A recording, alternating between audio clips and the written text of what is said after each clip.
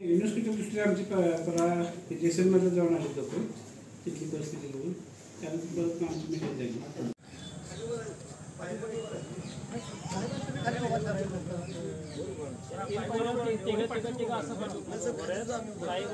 खाली खाली खाली उभं राहा. खाली खाली उभं राहा.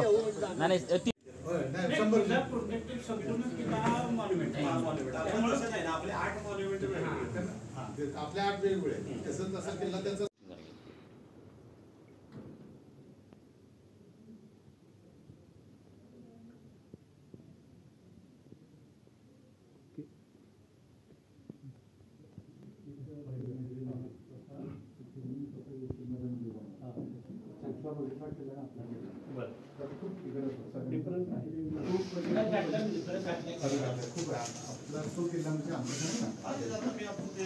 तेवढा भाग आहे त्याच्यात 3000 लोक सांगतात. त्यामुळे एवढी दाखवटी एक्सपान्शनला रोल जोरात युनेस्कोचा जो विषय आहे पन्हाळ्याच्या किल्ल्याच्या दृष्टीनं हा अत्यंत महत्त्वाचा विषय आहे. नागरिकांच्या व्यवसायावर, नागरिकांच्या बांधकामावर आणि एकत्रित तालुक्याच्या ठिकाणावर फार मोठा परिणाम करणारा हा विषय आहे. हा गांभीर्याने घेणारा विषय आहे. वास्तविक शासनानं स्वतःचं काहीतरी आपलं महत्त्व वाढावं या दृष्टीनं हा जरी पन्हाळा किल्ला त्यात समावेश केला असला तर पन्हाळा किल्ल्यावर जी काय बंधनं येणार आहेत, ज्याचं काठी येणार आहेत, त्या नागरिकांना भविष्यात फार मोठा नुकसान करणार आहेत आणि पर्यायानं ते शासनाचं सुद्धा नुकसान करणार आहेत.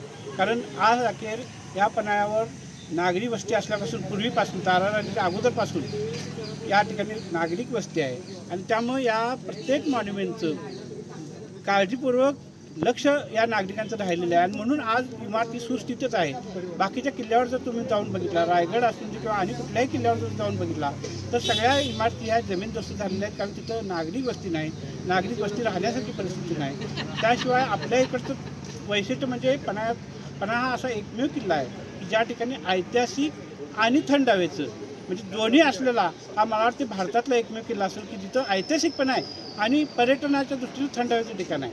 त्यामुळे ह्या किल्ल्याचं महत्त्व वेगळं आहे. एरिया मोठा आहे. हा किल्ला शिवाजी महाराजांना अतिशय आवडत होता. असा हा राहण्याचं ठिकाण आहे, इंग्रजांच्यापासून राहण्याचं ठिकाण आहे.